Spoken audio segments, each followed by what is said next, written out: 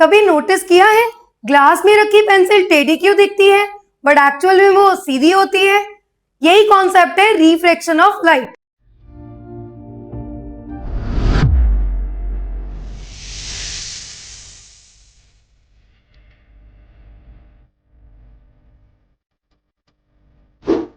Hey this is Pallavi and this is our channel Pallavi एड्यूजन।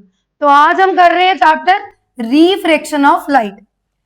How and why light bends. Refraction का मतलब क्या है, light कैसे बेंड करती है, किस तरीके से लाइट जो है हमारी, जब भी लाइट, वैसे तो हम बोलते हैं कि लाइट जो है वो सीधी ट्रेवल करती है, स्ट्रेट लाइन में ट्रेवल करती है, फिर लाइट बेंड कैसे हो जाती है। देखो ध्यान से, ये जो मीडियम है हमारा ऊपर वाला, ये हमारा कौन सा मीडियम है? ये हमारा जो मीडियम है, ये मीडियम है फर्स्ट मीडियम एयर। ये हमारा कौन सा मीडियम है? ये हमारा एयर का मीडियम है। और सेकेंड हमारा मीडियम कौन सा है? ग्लास का मीडियम है। तो जब हमारे एक मीडियम से लाइट ट्रेवल करके दूसरे मीडियम में जाएगी तो वो कभी भी स्ट्रेट लाइन में नहीं जाएगी, इट ऑलवेज बेंड। जब भी हम एक मीडियम से ट्रेवल करेंगे दूसरे मीडियम में, जब लाइट ट्रेवल कर रही है from one medium to another medium, वो क्या करेगी? ऑलवेज क्या करेगी? बेंड करेगी। And this concept is called refraction of light. इसी कॉन्सेप्ट को बोलते हैं रिफ्रैक्शन ऑफ लाइट। अब हम इसको डिटेल में पढ़ते हैं। यहाँ एक क्वेश्चन सेम है, मैंने हुक पार्ट में भी बोला था कि क्यों पेंसिल जो है, अगर हम पानी में डालते हैं, पानी ग्लास और वाटर में पेंसिल को डालोगे तो नीचे से वो टेढ़ी नजर आती है सीधी की बजाय, जबकि एक्चुअल में जो हमारी पेंसिल होती है वो सीधी होती है। उसका पीछे जो कॉन्सेप्ट है वो क्या है? Refraction of light. क्या होता है बेसिकली, जो हमारी ये स्पीड है दोनों में, दोनों के दोनों मीडियम में जो स्पीड होती है वो हमारी सेम नहीं होती। तो जब स्पीड चेंज होती है तो हमारी लाइट जो है वो क्या करती है, जब भी वो ट्रेवल करेगी वो क्या करेगी? हल्का सा नीचे जाके डेंसर मीडियम में बेंड करेगी। What is rare medium, what is denser medium? चलो फटाफट से वन बाय वन देखते हैं। ध्यान से देखो, व्हाई डज लाइट रिफ्रैक्ट, क्या कारण है लाइट के रिफ्रैक्ट होने का? ध्यान से देखो, ये हमारा एयर मीडियम है, ये हमारा ग्लास मीडियम है। अब जो हमारा एयर मीडियम है ये क्या है बेसिकली, इसमें लाइट जो है हमारी फास्ट ट्रेवल करती है। स्पीड ऑफ लाइट क्या होती है इसमें? हमारी फास्ट होती है। और ग्लास में हमारी स्पीड ऑफ लाइट क्या हो रही है? स्लो हो रही है। तो ये कौन सा मीडियम हुआ? This medium is called rarer medium and this medium is called denser medium. ठीक है, दो मीडियम्स है हमारे पास जिसमें लाइट हमारी फास्ट ट्रेवल कर रही है, तेज ट्रेवल कर रही है, that is called rarer medium. और ये हमारा कौन सा हुआ जिसमें लाइट स्लो ट्रेवल कर रही है? This is our denser medium. तो जब भी हमारी लाइट रेयरर से डेंसर में जा रही है, फ्रॉम हेयर टू हेयर, जब भी लाइट हमारी ट्रेवल कर रही है एक मीडियम से, रेयरर मीडियम से डेंसर मीडियम, तो जो रिफ्रैक्टेड रे है हमारी वो किधर को जाएगी? इट बेंड्स टुवर्ड्स, ठीक है, नॉर्मल। ये हमारी इमेजिनरी लाइन है एन एंड डैश, ये हमारी जो इमेजिनरी लाइन है, जो हमारी लाइन यहां जानी चाहिए थी वो किधर को जा रही है? हमारी टुवर्ड्स नॉर्मल, नॉर्मल की तरफ जा रही है। क्योंकि जब भी वो दूसरे मीडियम से आएगी टू नेक्स्ट मीडियम तो वो हमेशा रिफ्रैक्ट करेगी और किधर, किस साइड जाएगी? नॉर्मल की तरफ जाएगी। सेकेंडली उल्टा कर दो, अब हम ग्लास से एयर में लेके जाते हैं, यहाँ एयर टू ग्लास गई थी, यहाँ ग्लास टू एयर जा रही है। तो अब इसको हम कॉन्सेप्ट को उल्टा कर देंगे। जब लाइट हमारी रिफ्रैक्ट यानी कि डेंसर से रेयरर में जा रही है तो क्या होगा? जैसे ही ये लाइट रिफ्रैक्टेड हमारी नॉर्मल की तरफ जा रही थी, ये क्या करेगी? ये अवे हो जाएगी। मतलब अगर यहां से लाइट जा रही है हमारी, ये किधर को जा रही है? It goes away from the normal, normal से दूर जा रही है। जबकि इसने क्या करना था, जो हमारी पहली थी ये हमारी नॉर्मल के पास जा रही थी, ये नॉर्मल से क्या होगी? रिफ्रैक्टेड दूर हो गई। तो इसका गैप बढ़ जाएगा, इसका गैप कम हो जाएगा हमारी इंसिडेंट रे से। This concept is called refraction. ठीक है, इसके लिए मैं तुम्हें दूसरी तरह से भी समझा सकती हूँ। नेक्स्ट हम आगे करेंगे, मीडियम समझाऊंगी तो तुम लोग उसमें इजीली समझ पाओगे। इस पीपीटी में ऐसे बना हुआ कि रिफ्लेक्टेड इधर जा रही है, वैसे हम उसको नीचे की तरफ भी दिखा सकते हैं, जब वो अवे जाएगी, राइट। तो ये हमारा कॉन्सेप्ट है, ध्यान से फटाफट देखो। जब लाइट हमारी वन ट्रांसपेरेंट मीडियम से अनदर में जाती है तो उसकी स्पीड चेंज होती है। मैंने पहले ही तुम्हें बताया कि जब वो एयर से ग्लास में जा रही है या ग्लास से एयर में जा रही है तो उसकी स्पीड सेम नहीं होएगी। स्पीड अलग होने की वजह से ही वो क्या करती है, बेंड करती है, चाहे टुवर्ड्स चाहे अवे फ्रॉम नॉर्मल, ठीक है। Because the speed of light changes when it enters different medium, the direction of light में ऑल्सो चेंज, डायरेक्शन लाइट की बदल जाएगी। एंड इसी कॉन्सेप्ट को हम बोलते हैं रिफ्रैक्शन ऑफ लाइट। तो रिफ्रैक्शन ऑफ लाइट का जो कॉज है वो क्या है, क्या कॉज है, क्यों बदल रही है, रिफ्लेक्शन हो की रही है, बेंड क्यों कर रही है light, because of change in speed of the medium. Medium speed, जो स्पीड है लाइट की वो क्या हो रही है, वो चेंज हो रही है because of change in the speed of light from one medium to another medium when it passes from one transparent medium to another transparent medium. तो इस वजह से ये चेंज हो रही है, राइट। नेक्स्ट हमारे पास है light bends the refraction lap, मतलब रिफ्रैक्टिव इंडेक्स क्या चीज होती है हमारी। देखो रिफ्रैक्टिव इंडेक्स का मतलब क्या है कि एयर या वैक्यूम के कंपैरेटिवली जो दूसरा हमारा मीडियम है उसमें स्पीड कितनी कम हो रही है, मतलब how optically dense is a medium, कितना डेंस होता जाएगा उतनी स्पीड उसकी क्या होती जाएगी, कम होती जाएगी।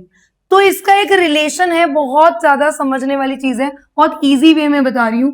मोर द रिफ्रैक्टिव इंडेक्स, जितना ज्यादा होगा उतनी दूसरे की स्पीड क्या होती जाएगी, स्लो होती जाएगी। ये याद रखना, लिखा भी हुआ है, the greater the refractive index the lower the speed of the light in that medium. Refractive index जितना ज्यादा होता जाएगा स्पीड उतनी ही क्या होती जाएगी, कम होती जाएगी। ये तुम लोगों को ध्यान में रखना है, पेपर में ये चीज पता होनी चाहिए। तो सबसे पहले रिफ्रैक्टिव इंडेक्स हमें क्या बताता है, speed of light is reduced, how speed of light, कितनी, how much speed of light, जितनी जो लाइट है हमारी वो वैक्यूम के कंपैरेटिवली कितनी रिड्यूस हुई है, वो हमें कौन बता रहा है, रिफ्रैक्टिव इंडेक्स बता रहा है। वी हैव वन फॉर्मूला, बहुत ध्यान से समझना है, n is equal to c upon v. What do you mean by n? n is refractive index. c हमारा क्या चीज है, speed of light in vacuum, air में वैक्यूम में हमारी कितनी लाइट है, v का मतलब है speed of light in the next medium, जो हम सेकेंड मीडियम लेंगे उसके लिए हम लोग बोलते हैं v. n is equal to c by v का मतलब है refractive index is equal to speed of light in air or vacuum upon speed of light in any other medium, right? देखो सबसे ज्यादा तेज जो होती है हमारी वो किस में होती है, वैक्यूम में। एयर और वैक्यूम को हम सेम ही लेके चलते हैं, स्पीड जो होती है इसकी सेम ही होती है। फिर वाटर में और ज्यादा स्लो हो जाती है, ध्यान से देखो, जिसमें तेज है उसमें सीधी ट्रेवल कर रही है, वाटर में स्लो हुई, डेंसर हुई तो टेढ़ी हो गई, ग्लास में और स्लो हो गई तो और टेढ़ी हो गई। जितनी ज्यादा स्पीड स्लो होती जाएगी उतना ही बेंट जो है वो और बढ़ता जाएगा, मतलब वो नॉर्मल की टुवर्ड्स आता जाएगा। आई होप सो क्लियर हो गया ये चीज। तो रिफ्रैक्टिव इंडेक्स की एक और चीज याद रखनी है, इसका कोई भी यूनिट नहीं होता। यहां हम देख सकते हैं n/1 refractive index of second medium with respect of first का फॉर्मूला क्या होगा हमारा, speed of light in first medium upon speed of light in second medium. ये फॉर्मूले तुम्हें पता होने चाहिए, तभी तुम लोग रिफ्रैक्टिव इंडेक्स जो है वो फाइंड आउट कर सकते हो। जैसे ही तुम्हारा फॉर्मूला चेंज होगा, यहां तुम्हारा हो जाए रिफ्रैक्टिव इंडेक्स 1 2, तो फॉर्मूला क्या हो जाएगा उल्टा, v2 अपॉन v1। 2 1 का फॉर्मूला 1 अपॉन 2, 1 2 का फॉर्मूला 2 अपॉन 1। ये बात ध्यान में रखनी है, तभी तुम लोग क्वेश्चन सही सॉल्व कर पाओगे। नेक्स्ट हमारे पास है लाइट जो बेंड हो रही है उसके लिए एक लॉ भी है, हम लॉ पढ़ रहे हैं, वो लॉ का नाम है, जैसे हमने रिफ्लेक्शन में लॉस पढ़े थे वैसे इसमें जो लॉ यूज होता है वो हमारा है स्नेल्स लॉ। स्नेल्स लॉ क्या है, mathematical rule of refraction. Snell's law जो है वो बताता क्या है बेसिकली, देखो जब तुम एक मीडियम से दूसरे मीडियम में जाते हो तो लाइट ट्रेवल करती है इंसिडेंट रे से रिफ्रैक्टेड रे में, ठीक है, लाइट हमारी इस तरह से ट्रेवल कर रही है। तो इनमें जो नॉर्मल के साथ एंगल बनता है आई और आर का, वो रिलेशन जो है वो कौन बता रहा है, वो हमें बता रहा है स्नेल्स लॉ। स्नेल्स लॉ हमें डिनोट करता है, मैथमेटिकली ये चीज बताता है कि एंगल ऑफ इंसिडेंस और एंगल ऑफ रिफ्लेक्शन का आपस में क्या रिलेशन है। तो देखो इन दोनों का रिलेशन, जब भी लाइट ट्रेवल करती है वन मीडियम से अनदर मीडियम, मतलब जब सेम बात हो रही है सेम मीडियम्स की, तो इनके एंगल हमेशा क्या आएंगे, sine r i upon sine r is equal to constant. इसकी वैल्यू ऑलवेज अगर सेम मीडियम्स ले रहे हो तो कांस्टेंट ही रहेगी, sine i upon sine r is equal to constant, right. अगर मीडियम दो की बात हो रही है, स्पेसिफिक मीडिया हम ले रहे हैं, दो मीडिया की बात हो रही है, यानी दो रिफ्रैक्टिव इंडेक्स में रिलेशन निकालना है, n1 refractive index of air, n2 refractive index of glass, तो जब हमें दो का निकालना है then we have one formula that is n1 refractive index of 1 into sine i, refractive index is equal to n2 sine r। ये तुम लोगों को पता होना चाहिए, जब भी हमें दो रेशियोज निकालनी है, दो के रिफ्रैक्टिव इंडेक्स निकालने हैं दोनों के और उनका कंपेयर करना है, तो we have one formula n1 sine i is equal to n2 sine r। Done. अब जो एंगल्स निकालने हैं, यहां मैंने एक चीज दी हुई है, टिप दी हुई है, एग्जाम टिप क्या दी हुई है कि जब भी हमें एंगल ऑफ इंसिडेंस निकालना है वो कभी भी हम सरफेस से फाइंड आउट नहीं करते, हमेशा जो एंगल्स हैं वो नॉर्मल से ही फाइंड आउट होते हैं। देखो angle of incidence and reflection are measured from the normal not from the surface. हमेशा हम इसको मेजर करेंगे कहाँ से, नॉर्मल से ही मेजर करेंगे दोनों रेज पे। फाइन, आई होप तो समझ आ गया होगा। नेक्स्ट हमारे पास है refraction through rectangular glass slab. देखो मैंने जो तुम्हें पहले टॉपिक्स करवाए थे वो इसीलिए करवाए थे ताकि ये टॉपिक तुम्हें अच्छे से समझ में आ जाए। अभी ध्यान से देखोगे, बहुत ध्यान से देखोगे तो ये टॉपिक बहुत इजी लगेगा अगर पहला सब कुछ सुना हुआ है तो। देखो सबसे पहले ये हमारा कौन सा मीडियम है, एयर। ये कौन सा मीडियम है हमारा, ग्लास, ठीक है। इंसिडेंट रे आई नॉर्मल से क्यों दूर रह रही है, मैंने पहले भी बताया था, जहां पे स्पीड ज्यादा अच्छी रहेगी, स्पीड फास्ट होगी तो दूर रहेगी, जैसे जैसे डेंसर मीडियम होता जाएगा वो उस नॉर्मल के पास आती जाएगी, ठीक है। तो देखो यहां से इंसिडेंट रे गई, जब भी उसने एंटर की लाइट कहाँ पे, ग्लास में, यानी कि डेंसर मीडियम में एंटर करते ही हमारी जो सीधी लाइट आ रही थी वो क्या हो गई, बेंड हो गई, ठीक है। ये एंगल ऑफ क्या बन गया हमारा, रिफ्रैक्शन। इतनी बात समझ में आ गई। अब air to glass rarer to denser जा रही थी, अब फिर से क्या हो गया, अब फिर से डेंसर से कहाँ जाना है, रेयरर जाना है, ठीक है। लाइट फिर से क्या हो जाएगी, जैसे पहले थी वैसे ही हमारी लाइट जो है वो फिर से इस नॉर्मल से दूर हो गई, जितनी यहां नॉर्मल से दूर थी उतनी नॉर्मल से फिर से दूर हो गई, ठीक है। क्योंकि लाइट एयर से ग्लास में आई थी, ग्लास से जब फिर से वो एयर में जाएगी फिर से वो क्या हो गई, नॉर्मल से दूर हो गई। यहाँ नॉर्मल के पास आई, यहाँ नॉर्मल से अवे चली गई, क्योंकि जब भी लाइट हमारी रेयरर टू डेंसर आती है तो वो क्या हो जाती है, नॉर्मल के पास, और जब भी हमारी डेंसर से रेयरर पे जाएगी तब वो फिर से नॉर्मल से दूर हो जाएगी। इतनी बात समझ में आई। अब देखो नेक्स्ट हमारे पास जो चीज आ रही है, जो इंसिडेंट रे है, अगर मैं डॉटेड वे से उसको सीधा खींचूं तो इंसिडेंट रे और इमर्जेंट रे, ये जो इमर्जेंट, इसको जो ये रे दोबारा बनाते हैं हम, इसको हम कौन सा नाम देते हैं, इमर्जेंट रे, ठीक है। जो हम डेंसर से रेयरर में दोबारा जा रहे हैं वो रे का नाम होता है इमर्जेंट रे। क्या नाम है, इमर्जेंट रे, ठीक है, जिसमें लाइट हमारी फिर से नॉर्मल से दूर गई है। इतनी बात समझ में आ गई। तो इंसिडेंट रे और नॉर्मल ये दोनों आपस में क्या होंगी, ये दोनों आपस में पैरेलल हो जाएंगी, ठीक है। क्योंकि यहाँ पे जो लाइट जा रही है हमने उसको एक्सटेंड किया और इसको एक्सटेंड किया तो ये क्या हो गई, दोनों पैरेलल हो गई, ठीक है। फिर इन दोनों के डिफरेंस को, ये जो डिफरेंस आ रहा है क्योंकि ये दोनों पैरेलल है, इनका जो डिफरेंस है इसको हम क्या बोलते हैं, इसके डिफरेंस को बोलते हैं लेटरल डिस्प्लेसमेंट। क्या बोलते हैं हम, lateral displacement. Distance between incident ray and emergent ray is called lateral displacement। क्या बोलेंगे हम, lateral displacement। ध्यान से देखो, मैंने तुम्हें एक चीज बोली थी, ग्लास स्लैब का जो सरफेस होता है वो क्या होता है, दोनों सरफेस क्या होते हैं हमारे, पैरेलल होते हैं। और जो लाइट हमारी नॉर्मल से पहले भी दूर जा रही थी, अब भी दूर जा रही है, तो ये दोनों एंगल हमारे क्या होंगे, because of parallel surface both the angles are same. Angle of incidence and angle of हमारा जो ये इमर्जेंस का एंगल बना है, वो एंगल दोनों ही क्या होंगे, इक्वल होंगे। डन। आई होप सो समझ में आ गया होगा। मैंने सारा कुछ लिखा हुआ है। ये हमारा फर्स्ट नॉर्मल का सरफेस है, ये हमारा सेकंड नॉर्मल सरफेस है, इसीलिए जो दोनों के एंगल्स हैं वो क्या होंगे, पैरेलल सरफेस होने के कारण दोनों के एंगल्स क्या बनेंगे, सेम बनेंगे। Angle i is equal to angle E.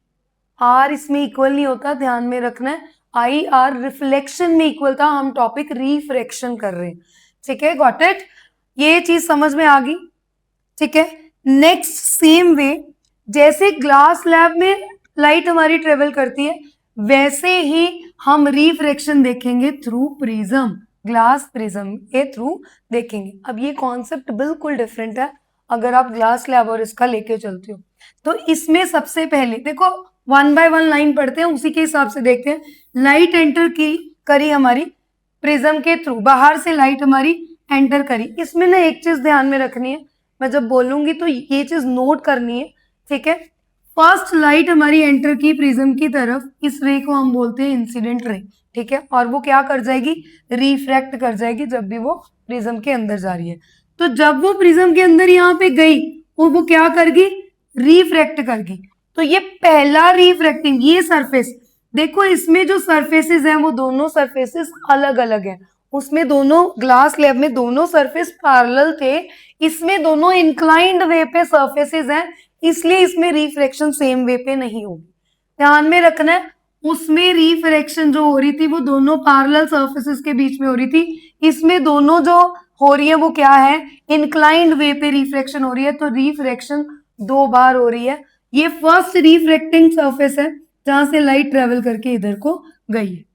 Done. अब ये सीधी जाएगी क्योंकि ये तो एक ही मीडियम है, तो जैसे शुरू में जा रही है वैसे ही सीधी चली गई। अब फिर से एक सरफेस आ गया, this is called second refractive surface. अब यहां से फिर से ये बाहर मीडियम की तरफ जा रही है और ये इंक्लाइंड वे से है, तो इसकी जो रिफ्रैक्शन हो रही है वो इधर को हो रही है, and this is called emergent रे। अब यहाँ पे एंगल दोनों सेम नहीं होंगे। ये हमारा एंगल कौन सा है, इमर्जेंट रे, मतलब ये हमारी रे कौन सी है, इमर्जेंट रे। अब मैं इंसिडेंट रे को फिर से क्या कर रही हूँ, डॉटेड लाइन से लंबा खींच रही हूँ। तो हमारी इंसिडेंट रे यहां जा रही है और रिफ्रैक्शन दो बार होने के बाद इतना डिफरेंस आ रहा है, ये जो डेविएशन है, ये जो एंगल बना, this angle is called angle of deviation. मतलब हमारी जो सीधी लाइन थी वो आफ्टर 2 टाइम्स ऑफ रिफ्रैक्शन कितनी रिफ्रैक्ट करी, कितनी डेविएट करी, कितना डेविएशन, कितना फर्क आया उसमें, इतना डेविएट करी एंगल। तो ये जो एंगल है, this is called angle of deviation. Done. देखो ध्यान से, लाइट एंटर करी प्रिज्म के थ्रू, फिर लाइट प्रिज्म के थ्रू दोबारा से ट्रेवल करी प्रिज्म के थ्रू, फिर लाइट ने पहले एक बारी प्रिज्म की तरफ गई, फिर वो ट्रेवल करी, फिर उसने लाइट ने छोड़ा प्रिज्म को। तो एक बार लाइट ने प्रिज्म में एंटर किया, एक बार सीधा गई, फिर उसने जब छोड़ा तो वो फिर से रिफ्रैक्ट करी। तो emergent rays deviated from original direction, ये ओरिजिनल डायरेक्शन सी, और ये ओरिजिनल डायरेक्शन को अगर हम लंबा खींचे तो इतनी इमर्जेंट रे हमारी डेविएट करी, that is why this angle is called angle of deviation. Next, prism direction of light को चेंज कर रहा है, क्यों चेंज कर रहा है, क्योंकि लाइट जो है हमारी वो दो बार क्या करी है, दो सरफेसेस पे क्या करी है, रिफ्रैक्ट करी है। The light is refracted at its surface. 2 bar refraction, क्योंकि जो सरफेसेस थे वो इंक्लाइंड हो रहे थे, इसकी वजह से हमारी जो इंसिडेंट रे है या हम कह सकते हैं जो प्रिज्म है उसमें डायरेक्शन जो है लाइट की क्या होती है, चेंज होती है. Very very important, the prism changes the direction of light because the light is refracted at its surface. उसने डायरेक्शन इसलिए बदल दी है लाइट की, इसलिए डेविएट करी है क्योंकि जब वो सरफेस चेंज करी थी, एक सरफेस पे रिफ्लेक्ट करी, फिर से रिफ्लेक्ट करी, तो 2 टाइम्स रिफ्लेक्शन के बाद इतना डेविएशन आया, उसमें इतना बदलाव आया. आई होप तो क्लियर होगा ये topic. Glass slab surfaces are parallel, that is why both the angles are equal. Here the angles are not equal because refraction जो हुई है वो हमारे inclined way में हुई. ठीक है, नेक्स्ट हमारे पास क्या टॉपिक है. अभी जो बोर्ड में रिफ्रैक्टिव इंडेक्स का न्यूमेरिकल आता है उसको एक बार सॉल्व करते हैं. देखो n is equal to c by v, मैंने तुम्हें इस फॉर्मूले के बारे में बताया था. रिफ्रैक्टिव इंडेक्स निकालना है. ऊपर हम कौन सा मीडियम ले लेंगे, वैक्यूम का. नीचे जो भी हमें अनदर मीडियम दिया हुआ है उसको हम उससे डिवाइड करेंगे.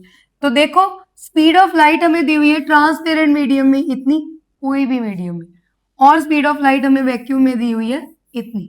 हमें कैलकुलेट करना है रिफ्रैक्टिव इंडेक्स. तो क्या करेंगे हम, फॉर्मूला लगाओ. n is equal to, formula वहां जरूर लिख के आना है, यहाँ पे लिख के आनी है डिनोशंस कि ये रिफ्रैक्टिव इंडेक्स है, ये हमारी लाइट ट्रेवल कर रही है किसके through, vacuum, speed of light through vacuum, speed of light in air या जो भी हमारा कोई भी ट्रांसपेरेंट मीडियम है वो. ठीक है, तो यहाँ पे सबसे पहले वैक्यूम में कितनी दी हुई है हमारे पास, 3 इंटू 10⁸, और अनदर मीडियम में हमारे क्या दी हुई है, 2 इंटू, इसको एन ही लिख देंगे, 10⁸. तो अब हमें कैलकुलेट करना है रिफ्रैक्टिव इंडेक्स ऑफ मीडियम. क्या करेंगे, ये कैंसल आउट हो जाएगा, हमारे पास रह गया n is equal to 3/2, that is n is equal to 1.5. ठीक है, ये हमारे पास आंसर आ गया. इसमें हम यूनिट नहीं लगाते, मैंने बताया था रिफ्रैक्टिव इंडेक्स का कोई भी यूनिट नहीं होता. आई होप सो ये चीज क्लियर होगी. नेक्स्ट देखो, ऐसे ही क्वेश्चन आ सकते हैं आगे भी. हम आगे एक न्यूमेरिकल्स की मैं अलग से वीडियो भी डालूंगी, लेकिन ये मैंने एग्जाम्पल के तौर से तुम लोगों को समझा दिया. अब ये कुछ एग्जाम्पल्स है रिफ्रैक्शन अराउंड अस. कभी भी हम पानी में पेंसिल डालते हैं तो वो हमें सीधी नहीं दिखाई देती, हमें वो थोड़ी सी टिल्टेड या बेंड दिखाई देती है.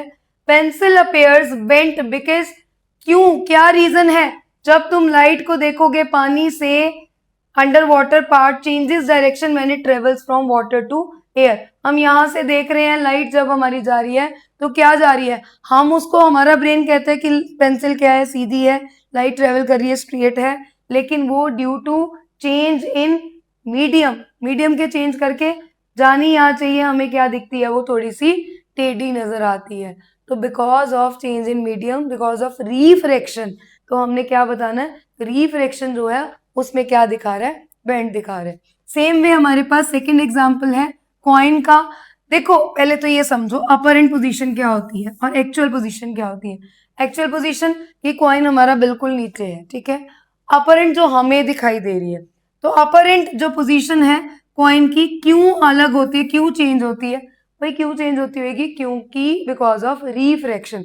आंसर तो रिफ्रैक्शन है, बट एक्चुअल में होता क्या है, जब भी हम बाहर से कॉइन को देखते हैं वो बिल्कुल बॉटम की जगह हमें ऊपर दिखता है. हमारी आईज जब भी जाती हैं वाटर की तरफ जाएंगी तो वाटर क्या है, सेकंड मीडियम है, उसके कारण हमारी जो लाइट है वो क्या हो जाएगी, रिफ्रैक्ट करेगी. तो जो चीज हमारी ऐसे दिखनी है वो कहाँ दिखेगी, हमें टिल्टेड होके दिखेगी, यानी कि उसकी पोजीशन क्या दिखेगी हमें, यहाँ होने, नीचे होने की बजाय वो चीज हमें क्या दिख रही है, ऊपर की तरफ दिख रही है जब हम बाहर से देख रहे हैं. क्योंकि जब वाटर में गई हमारी लाइट ट्रेवल की तो वो थोड़ी सी क्या दिखती है, टिल्टेड, बेंट दिखती है ड्यू टू रिफ्रैक्शन. इस करके हमें चीज यहाँ की बजाय वो कहाँ पे दिखती है, यहाँ पे नजर आती है.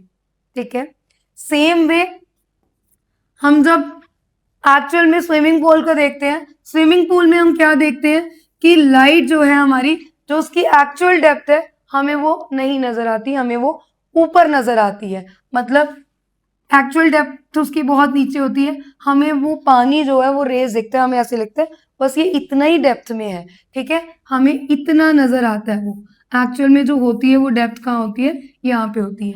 सेम वे फिर वही चीज है, बॉटम से अगर तुम लोग लाइट को देखोगे तो वो वाटर टू एयर में आते आते क्या कर देगी, बॉटम को थोड़ा सा, क्योंकि बॉटम को क्यों रेज कर देगी, क्योंकि उसमें मीडियम चेंज है, तो वाटर से एयर में जाते हुए मीडियम चेंज हो गया, तो वो नीचे की बजाय उसने उसको क्या कर दिया, रेज कर दिया। तो अपरेंट डेप्थ क्या होती है, जो हमें दिखाई देती है, एक्चुअल डेप्थ जो एक्चुअल में है, तो ये हमें अपरेंट यानी कि ऊपर दिखाई देती है अपरेंट पोजीशन पे। तो रिफ्रैक्शन ही ऐसी चीज है जो अपरेंट पोजीशन क्या करती है, लेके आती है ऑब्जेक्ट की एक्चुअल से अपरेंट पे। Can change the apparent position of an object, मतलब हमें वो चीज ऊपर दिखाई देती है एक्चुअल में वो जहां पे होती है। ठीक है, नेक्स्ट हमारे पास क्या चीज है, अब हमने कर लिया रिफ्रैक्टिव इंडेक्स। फटाफट से मैं एक तुम्हें रिकैप्चुलेशन देती हूँ और मैं तुम्हें समझाती हूँ, इसमें भी दो टॉपिक्स हैं, दो फॉर्मूले हमारे यूज होने हैं। What do you mean by absolute, absolute क्या चीज होती है, रिलेटिव क्या चीज होती है। तो सबसे पहले एब्सोल्यूट रिफ्रैक्टिव इंडेक्स क्या है, देखो जब भी तुम लोग refractive index with respect to vacuum, vacuum के हिसाब से बाकी किसी का भी रिफ्रैक्टिव इंडेक्स निकाल रहे हो, वैक्यूम तो होना ही चाहिए, मीडियम दूसरा कोई भी हो, तब हम उसको कौन सा रिफ्रैक्टिव इंडेक्स कहते हैं, एब्सोल्यूट। ये देखो एग्जांपल दिया हुआ है, यहाँ हमने किसकी ली थी, लाइट किसकी ली थी, speed of light in vacuum, तो ये वैक्यूम था, ये हमारा कोई भी अदर मीडियम था। तो जब ये रिफ्रैक्टिव इंडेक्स निकाला हमने, ये किसका निकाला था, पीछे भी कैलकुलेट किया था, ये था हमारा रिफ्रैक्टिव इंडेक्स ऑफ ग्लास या जो भी था, तो ये हमने वैक्यूम की हेल्प से रिफ्रैक्टिव इंडेक्स निकाला, इसको बोलते हैं एब्सोल्यूट रिफ्रैक्टिव इंडेक्स।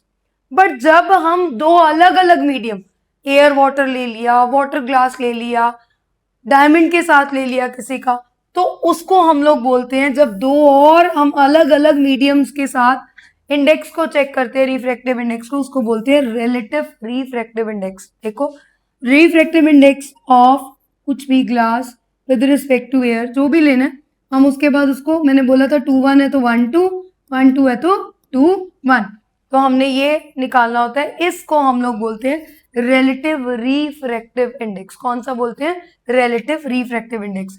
जो दिया होगा हमें क्वेश्चन को सॉल्व कैसे करना है, ध्यान से देखो, जो गिवन होगा उसके बाद हमें फॉर्मूला लिखना है, फिर हमें उसकी वैल्यू को सब्सटीट्यूट करना है, फिर उसको कैलकुलेट करके आंसर दे देना है। मैंने बताया था रिफ्रैक्टिव इंडेक्स का कोई भी यूनिट नहीं होता, कहीं मीटर पर सेकंड मत लगा लेना साथ में, क्योंकि यहाँ पे दिए हुए हैं, यहाँ पे एक एक के दिए हुए हैं, लेकिन जब ये स्पीड दी हुई है दैट इज वाई उन्होंने मीटर पर सेकंड लिखा है, लेकिन रिफ्रैक्टिव इंडेक्स लिखते हुए, सॉल्व करते हुए हमें उसमें कभी भी आंसर में यूनिट नहीं डालना। रिफ्रैक्टिव इंडेक्स बेसिकली क्या बताता है, स्पीड ऑफ लाइट किस तरह से बिहेव करती है जब भी वो नए मीडियम में एंटर करती है, तो उसकी स्पीड ऑफ लाइट पे क्या असर होता है, ये हमें रिफ्रैक्टिव इंडेक्स बताता है। तो बोर्ड टिप क्या है हमारे लिए, always you have to write the formula first. फटाफट से नेक्स्ट देखो हमारे पास क्या चीज है, यहाँ कुछ क्विक रेफरेंसेस है, ये कुछ ऐसी वैल्यूज दी हुई हैं, एक बारी फटाफट से गो थ्रू हो जाना। वैक्यूम की वैल्यू दी हुई है, एयर की दे रखी है, वाटर की, इथेनॉल की, केरोसिन की, और इधर क्राउन ग्लास की, फ्लिंट ग्लास की, डायमंड की। ठीक है, ये कुछ अप्रोक्सीमेशंस हैं रिफ्रैक्टिव इंडेक्स की, जो भी कंडीशन के हिसाब से होगी। जितना हायर रिफ्रैक्टिव इंडेक्स होगा स्पीड उतनी ही क्या होगी, स्लो होगी, ये याद रखना है, 1 मार्कर के लिए पता होना चाहिए। वैक्यूम में तेज, एयर में ऑलमोस्ट सेम, वाटर में कम, ग्लास में कम, डायमंड में कम, ऐसे ही हमारी स्पीड ऑफ लाइट जो है वो ट्रेवल करती है। Got it. रिफ्रैक्शन का टॉपिक, रिफ्रैक्टिव इंडेक्स जो है बहुत ज्यादा इंपॉर्टेंट है, ये न्यूमेरिकल आने के चांसेस है, चाहे वो कम मार्क्स में आए, 2 में आए, 3 में आए, बट तुम्हें पता होना चाहिए। ठीक है,